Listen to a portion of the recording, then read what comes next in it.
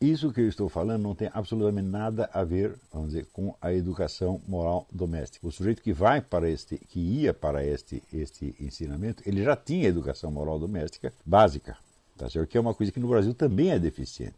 No Brasil, a educação moral consiste em gritar com as crianças. Né? A educação na Grécia Antiga, cujo sucesso inegável é amplamente comprovado pela criatividade em todos os campos do saber e da arte, voltava-se, acima de tudo, à preparação dos jovens para os altos postos da vida pública, a política, a magistratura e a educação mesma. Se não é, portanto, uma fórmula que se possa copiar na instrução das massas em geral, e se nos dias de hoje seria utópico tentar imitá-la até mesmo para a formação da classe dominante, dos políticos, dirigentes de empresa, comandantes militares, bispos e cardeais, já veremos por que é assim, ela continua, no entanto, um modelo excelente para a educação da elite intelectual. Não pretendo que seja possível, ou mesmo desejável, montar uma escola, muito menos um sistema nacional de educação, segundo o formato grego. Não é nesse sentido que uso a palavra modelo. Uso-a para designar apenas uma unidade de comparação e de medida que possa servir para a orientação pessoal, seja de alguns educadores, seja de pais de família interessados em homeschooling, seja de estudantes devotados a educar-se ou reeducar-se a si mesmos. Portanto, precisamente vocês. Atendida essa limitação, a primeira coisa que deve nos chamar a atenção é a prioridade absoluta que na educação infantil se dava ao treinamento literário e artístico. Após o treinamento moral básico dado pela educação doméstica, praticamente só o que se ensinava às crianças, tão logo elas estivessem alfabetizadas, era ler e decorar as obras dos grandes poetas, participar de encenações teatrais, cantar, dançar e fazer ginástica. Isso era tudo. O resto cada um aprendia por si ou com professores particulares. Eis como Platão descreve esse processo, aspas. Quando os alunos aprendem a ler e começam a compreender o que está escrito, tal como faziam antes com os sons, dão-lhes a ler em seus banquinhos as obras dos bons poetas épicos que eles são obrigados a decorar. Decorar, presta atenção, né? Obras cheias de preceitos morais, com muitas narrativas de louvor e glória dos homens ilustres do passado, para que o menino venha a imitá-los por emulação e se esforce por parecer-se com eles. Depois de haverem aprendido a tocar cítara, fazem-nos estudar as criações de outros grandes poetas, os líricos, a que dão acompanhamentos de lira, trabalhando desse modo para que a alma dos meninos se aproprie dos ritmos e da harmonia, a fim de que fiquem mais brandos e, porque mais ritmados e harmônicos, se tornem igualmente aptos tanto para a palavra quanto para a ação. Pois, em todo o seu decurso, a vida do homem necessita de cadência e harmonia. Em seguida, os pais entregam-nos ao professor de ginástica para que fiquem com o corpo em melhores condições de servir ao espírito virtuoso, sem virem a ser forçados, por fraqueza de constituição, a revelar covardia tanto na guerra quanto em situações semelhantes.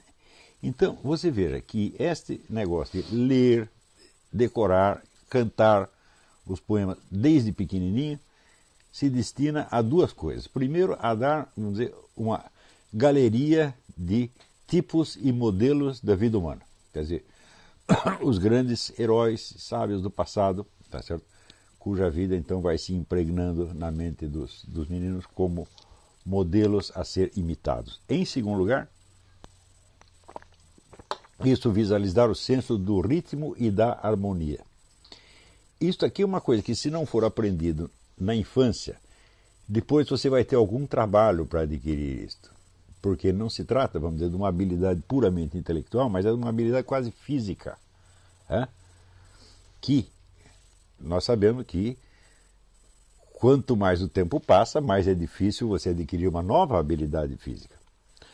Mas aqueles que sentirem que têm deficiência nisso devem tentar voltar e adquirir o que lhes faltou na infância. Esse senso do ritmo e da harmonia, nós podemos dizer que no Brasil falante e escrevente de hoje falta por completo. Eu não vejo, por exemplo, no jornalismo, eu não vejo sequer alguém que tenha o senso, vamos dizer, da unidade de um artigo de jornal. Quer dizer, que, vamos dizer, o artigo que segue, vamos dizer, uma curva e fecha. No final, as pessoas não sabem mais fazer isso, elas simplesmente empilham frases, uma após a outra. Quer dizer, o artigo não tem estrutura, tudo ali é feito, vamos dizer, a estrutura do artigo é apenas de um ajuntamento, de um acrescentamento de frases, tá certo? Sem nenhuma estrutura interna. É apenas, vamos dizer, isto, mais aquilo, mais aquilo, mais aquilo, mais aquilo. E, evidentemente, as pessoas que não sabem produzir isso também não sabem reconhecê-lo naquilo que leem. Por exemplo, aqui você tem um modelo de ordem e estrutura nos artigos. Sobre o artigo do Otto Maria Carpo, que pareciam composições musicais. Quer dizer, se você vai um pouco além, vamos dizer, do sentido das afirmações isoladas, e você pega o movimento do conjunto, então é como se fosse uma pequena composição, né, de música de câmara, né? O que significa que esses artigos eles já têm, por assim dizer, dois níveis de interpretação. Você tem, vamos dizer, as opiniões atomísticas que ele foi dando aqui e ali, você tem o sentido do conjunto, o qual sempre valoriza, dá certo? E compensa até mesmo erros que ele tenha cometido, vamos dizer, nas opiniões singulares.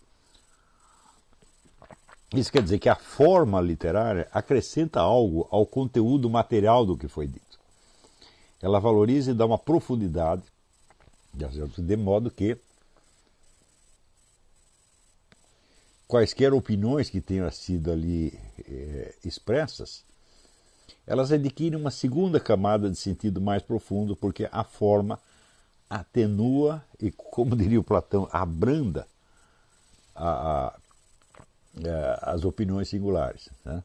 Então, hoje em dia, eu vou dizer para vocês, eu não conheço um jornalista no Brasil que consiga fazer um artigo com uma estrutura interna. Isso é tão imensamente grave que significa o seguinte, que essas pessoas, quando leem artigos de outros jornalistas na mídia estrangeira, eles não entendem, porque na mídia americana todo mundo tem este sentido. São todos escritores, os jornalistas são todos escritores, na verdade, né? Então, quando você lê até mesmo artigos de pessoas que têm um papel na vida acadêmica, como a Marlene Chauí e tal, você percebe que não tem senso da forma, né? Então, isso quer dizer o seguinte, há uma deficiência quase física nessas pessoas, né? Quer dizer, a deficiência de funções mentais que estão ligadas, vamos dizer, à audição, à visão, ao tato, etc, etc. Então, esta preocupação que os gregos tinham de fazer essas crianças decorarem estas coisas é porque elas tinham muitos modelos diferentes de sonoridade, de harmonia, sem contar, vamos dizer, os modelos que estão expressos no próprio conteúdo narrativo dos épicos, né? Você imagina, por exemplo, eu conheci muitos cidadãos italianos, já de uma certa idade, que sabiam a Divina Comédia de cor. O Romano Galef sabia. No Brasil, antigamente, pelo menos no seminário se fazia isso. O Roberto Campos sabia a Divina Comédia de cor. Pelo menos sabia trechos, mais trechos, mais trechos, mais trechos. A Bíblia não serve para isso. Sim, ele sabia trechos da Bíblia, mas a Bíblia não serve para isso, porque a não ser que o sujeito leia a Bíblia em hebraico, Antigo Testamento e em grego Novo. Quer dizer, para fins de harmonia, a Bíblia não adianta, é outra coisa, a Bíblia serve para outra coisa. Claro que algumas traduções da Bíblia são obras de arte poderosas nesse sentido. A própria tradução do padre Antônio Pereira de Figueiredo, ela é uma obra-prima. Mas não é um texto divino, né? Tá certo? E também, e por melhor que seja, não é a Divina Comédia, não é os Lusíadas. É uma obra-prima, mas é uma obra-prima menor. Agora, aqueles que puderem ler em hebraico e grego, certamente vão ganhar muito. Quer dizer, a riqueza do texto do Novo Testamento em grego é um negócio assombroso. Quer dizer, o que eu sei de grego é muito, muito pouco, mas é o suficiente para perceber, vamos dizer, o abismo de riqueza que tem entre a tradução e o sentido originário. Eu acho que sem você ter alguma noção de grego e poder pelo menos consultar um dicionário, você não vai perceber isso. Só que isso aqui não tem nada a ver com o que eu estou falando. Se você,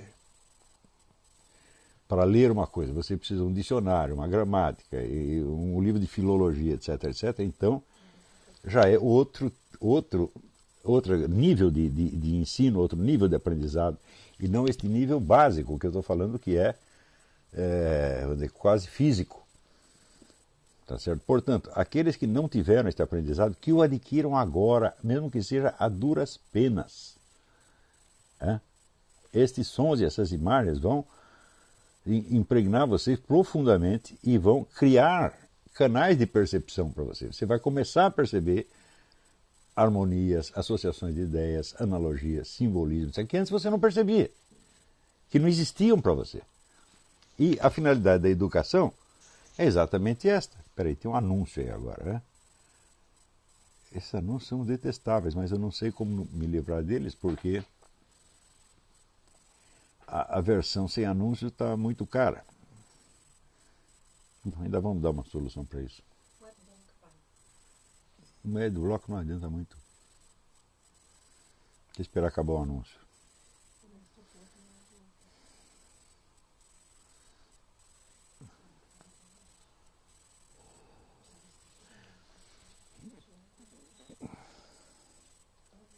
O anúncio aparece em diferentes momentos para diferentes pessoas. Estamos avisando que o anúncio aparece em diferentes momentos para diferentes pessoas, então não tem jeito. Né? Então eu vou continuar falando aqui do mesmo modo. Então, presta atenção. Isso que eu estou falando não tem absolutamente nada a ver, vamos dizer, com a educação moral doméstica. O sujeito que ia para este ensinamento, ele já tinha educação moral doméstica básica, tá certo? Que é uma coisa que no Brasil também é deficiente. Então, no Brasil, a educação moral consiste em gritar com as crianças. Né? Até aquele gênio do Marcelo Coelho, que escreveu na Folha um artigo se gabando de quando o filho dele fazia alguma coisa que ele não gostava, ele ficava 2 ou 3 dias sem falar com o menino, né? E achando que isso era uma técnica educacional maravilhosa. Né? E eu acho que deviam adotar isso com ele na redação da Folha. Durante 2 dias ninguém fala aqui com o Marcelo Coelho. Né? Para ele ver o que é bom para a tosse. Então,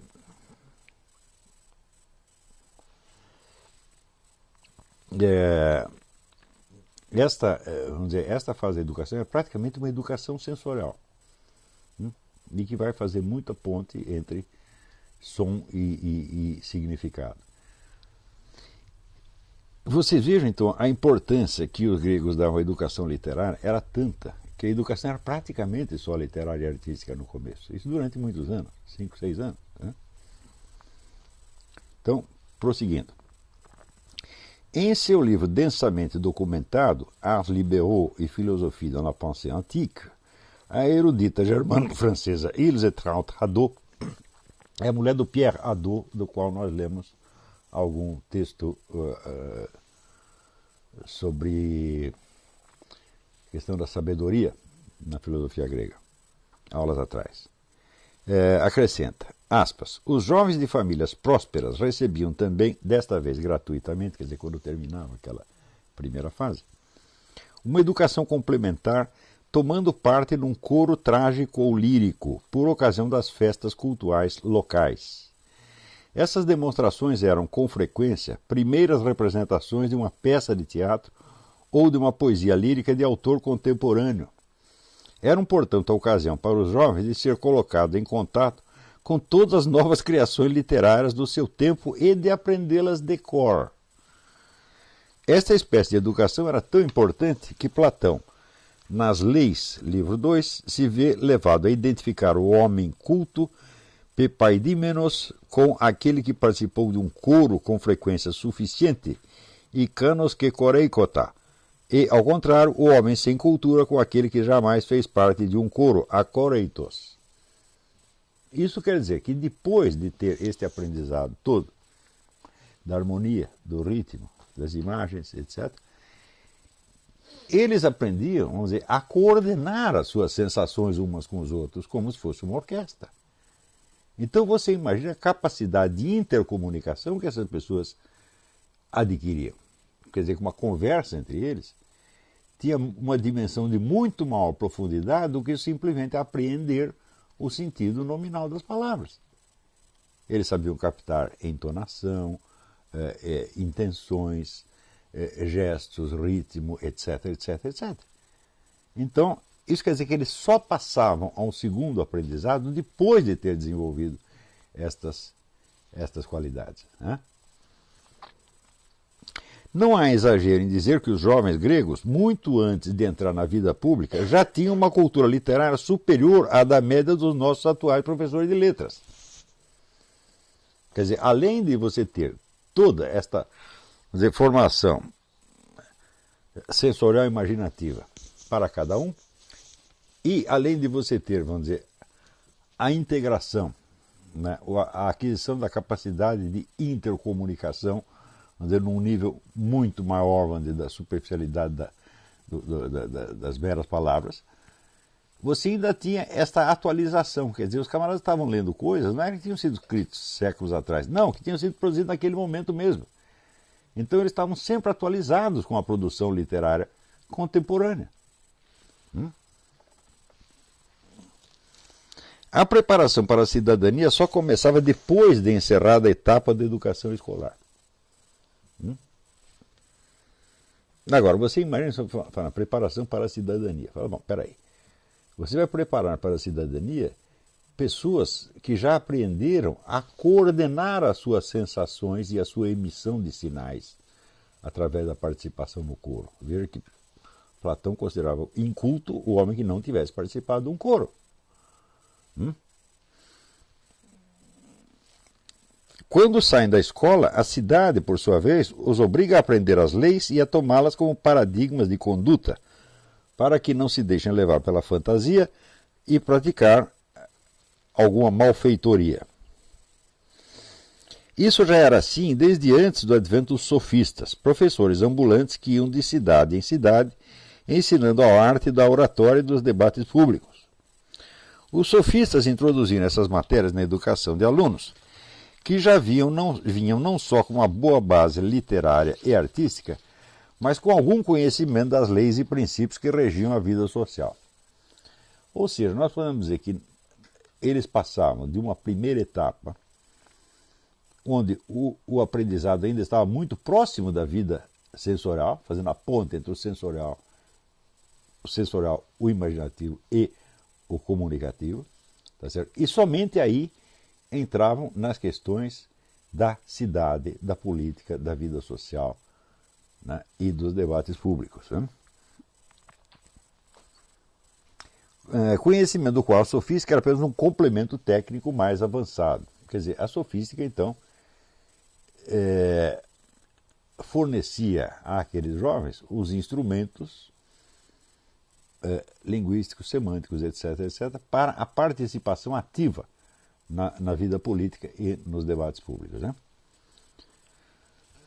Platão aprovava o adestramento dos jovens na técnica dos debates, mas achava que o modo pelo qual os sofistas a ensinavam arriscava corromper os alunos, viciando-os em contestar tudo e qualquer coisa e fazendo deles discutidores vazios que, confiantes no poder ilimitado da refutação, acabavam por não acreditar mais em nada, tornavam-se contestadores cínicos e carreiristas imorais.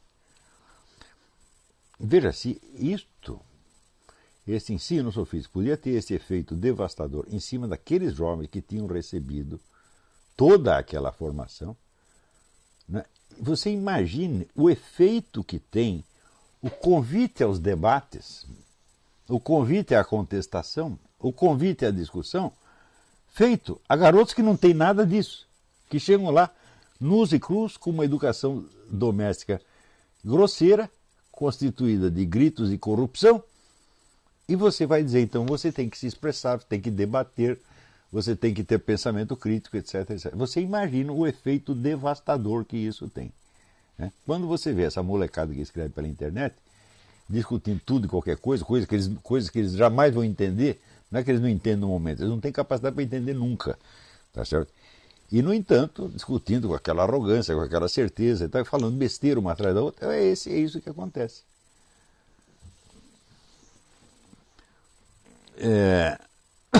Aspas, os muito jovens, quando tomam gosto pelas argumentações, usam delas como de um jogo, recorrendo a elas sempre com o intuito de controvérsia. E, a exemplo daqueles que os refutaram por completo, eles mesmos refutarão outros, obtendo prazer, como cãezinhos novos, em nos puxar e dilacerar com argumentos cada vez que nos aproximamos deles. Nós sabemos que a discussão com uma pessoa dessa não tem fim, porque você produzir objeções é um automatismo mental. Depois que você ligou, né, a máquina de dizer não, ela não para mais. Quando, no entanto, houverem refutado um grande número de pessoas, e grande número de pessoas os tiver refutado com uma queda brutal e rápida, eis que chegam a não acreditar em mais nada daquilo que acreditavam antes. Ora, o homem de mais idade não consentirá em tomar parte nesse delírio, mas imitará antes aquele que consente em dialogar e buscar a verdade, em vez de imitar aquele que, na controvérsia, joga um jogo pelo prazer de jogar. Hoje em dia, vamos dizer, ao prazer de jogar, acrescenta-se o prazer da luta política na qual os garotos já entram a partir dos 14 anos de idade, sem ter tido preparação nenhuma. Quer dizer, aos 15 anos já estão participando da militância. Então é um prazer duplo, quer dizer, você não apenas vai